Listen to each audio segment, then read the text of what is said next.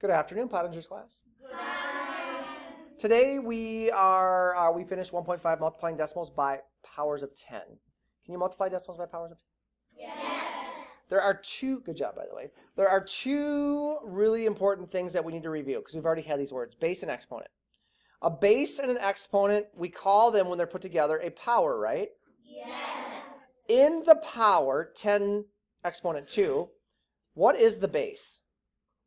10. It's the big number, right? Yes. What is the exponent? 2. It's the little number. Yes. What number is bossier, the 2 or the 10?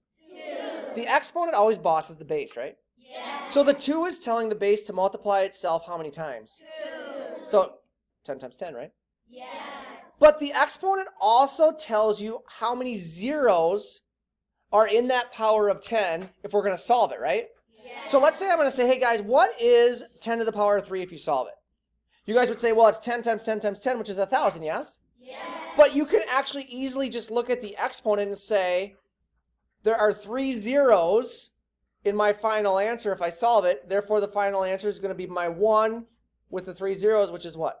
1,000. So the exponent tells you how many zeros there are in the answer if we're talking about a power of 10. Yes? Yes. It says that right here. Fun. What does shift mean? Shift means to move. Okay, so let's talk about some movement here. Can everybody read me this number on the count of 3? 1, 2, 3. 1,400. And we're multiplying 1,400s by 10, right? Yes. So we have a decimal, because we have a decimal point, right? Yes. We have a power of 10 because it's 10. Yes. How many zeros are in 10? 1. So what it's saying, or what I'm telling you that is, we actually can shift the decimal point, the number of zeros in a power of 10. So if there's 1 0 in 10, we're going to shift this decimal point one place to the right. And our final answer then, if you have 1,400 times 10, is going to be 1 and 4. 10. 1 and 4 what? 10. That's tens, right? What is this little arrow thingy called? We call that a bunny hop, right? Yes. The bunny hop is the number of places we're moving the decimal point, right? Yes. So I moved the decimal point 2 places on this problem because we're multiplying by 100. What does 100 have for it as far as zero, or have in it as far as zeros are concerned? How many zeros are in 100?